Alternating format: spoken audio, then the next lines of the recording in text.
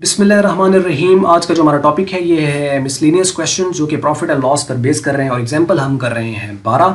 तो आइए हम इसको देखते हैं। वो बात कर रहे हैं if profit earned after selling the machine for 625, कि अगर प्रॉफिट जो हमने कमाया एक मशीन बेचने के बाद, after selling the machine for this, selling the machine for this यानी इतने पे मशीन को सेल करने पे जो प्रॉफिट हमने कमाया है वो इज सेम, अगर वो सेम है, बराबर है। क्या सेम है?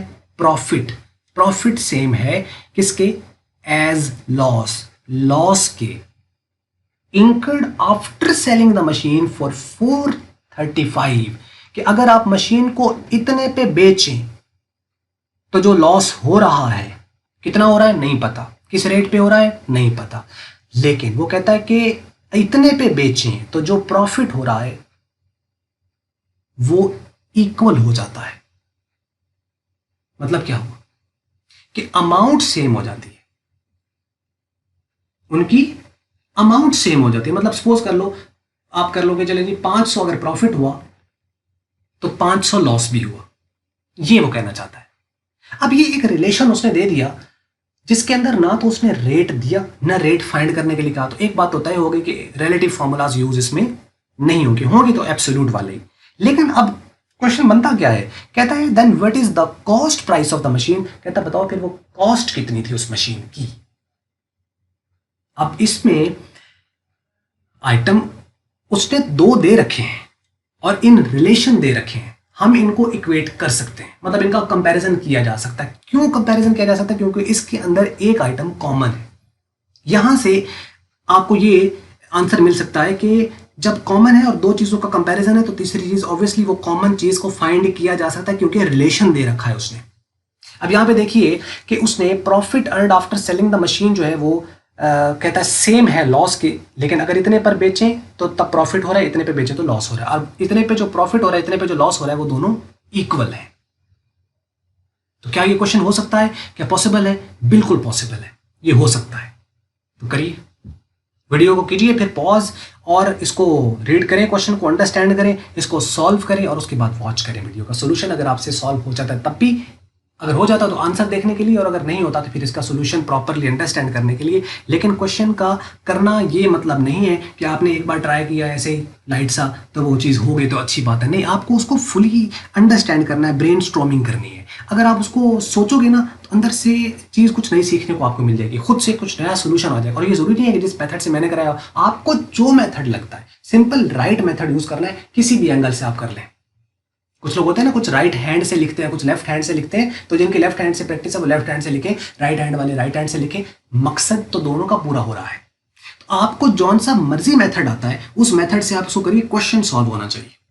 हो सकता है आप पहली बार करें तो आपको लेंथी मेथड हो, ये वाला शॉर्ट हो, या हो सकता है आपने कुछ शॉर्ट मेथड जो है उसका देख लिया हो तो ज्यादा अच्छा हो जाएगा। ट्राई कीजिए फिर आप इसको देखिए। अगर आप कर लेते हैं तो आंसर को इसको देखिएगा। तो आइए हम इसको क्वेश्चन को स्टार्ट कर लेते हैं। वो बात कर रहा है यहां पे कि the main focus point of the question is profit earn is equal to the loss. जो प्रॉफिट अर्न है वो इक्वल है to the loss at different selling price. यही बात करें ना, दो सेलिंग प्राइस है, एक 625 है, ये कितनी है, एक है 625 और एक है 435। तो ये दो सेलिंग प्राइस पर प्रॉफिट और लॉस जो है वो इक्वल है। यही उसका फोकस पॉइंट है ना मेन। दस वी कैन राइट कि प्रॉफिट जो है वो लॉस के बराबर है इस क्वेश्चन के मुताबिक। एक बार प्रॉफिट और दूसरी कीमत पर जो लॉस है उनकी रकम बराबर है, उनकी रकम बराबर है। तो हम ये कह सकते हैं कि प्रॉफिट जो है लॉस के इक्वल है। अब सोचिए कि सेलिंग प्राइस तो दे रखी है, कॉस्ट फाइंड करनी है। प्रॉफिट कैसे निकालते हैं हम?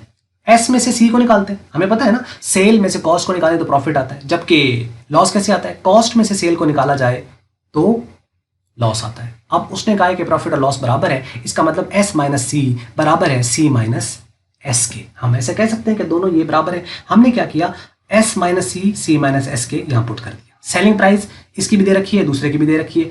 प्रॉफिट वाली उसने जो दे रखी है एस माइनस सी, वो आपने यहां पुट कर दी।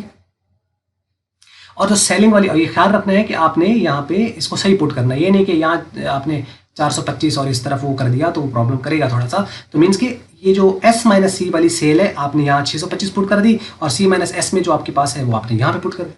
दूसरी जो सेल थी, और कॉस्ट देखिए दोनों में कॉमन है ना।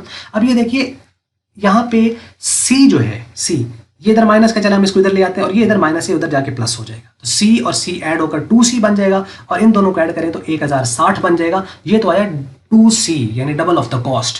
तो अब ये 2 इधर मल्टीप्लाई उधर जाके डिवाइड होगा तो कॉस्ट कितनी आ जाएगी 530। इसका अंदर 530 रुपए का वो आइटम था, जिसको अगर 625 का बेचा जाए तो प्रॉफिट जो आता है, और लॉस जो 435 का बेचा जो लॉस आता है वो बराबर होता है। जरा चेक करें आप इसको, ऐसा आ रहा है, मतलब ये देखिए कॉस्ट आपके पास है ना 530 और इसकी सेल प्राइस कितनी है 625। अब आप इसको माइनस करें और इसी तरीके से आपके पास कॉस्ट कितनी आ रही है 530, और 530 आपके पास कॉस्ट है। इस कॉस्ट में से आप ये 435 माइनस करें, चेक करें ये दोनों सेम आ रहे हैं या नहीं। अगर आपके आंसर दोनों सेम आ रहे हैं तो वेरीफाई हो जाएगा, तो उसे मुझे कमेंट्स में जरूर बताइएगा।